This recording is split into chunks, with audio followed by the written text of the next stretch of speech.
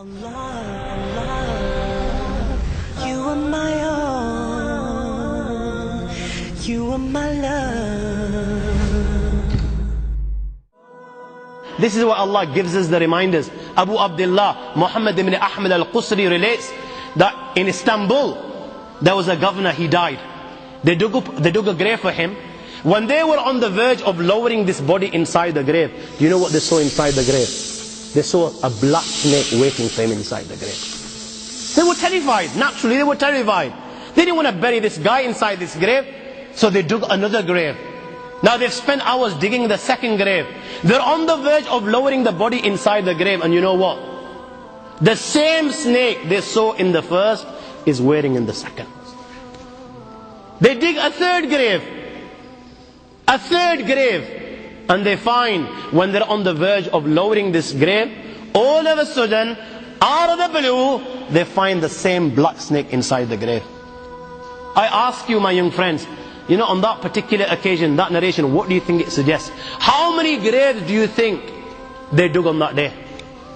4, 5, 6, 7, 8, 10, 15, 20, 25, 30 graves. The narration says that on that day, they dug about 30 graves. Every time the grave was dug and they were on the verge of lowering this body inside the grave, they would find the same black snake waiting. Where are you going to hide?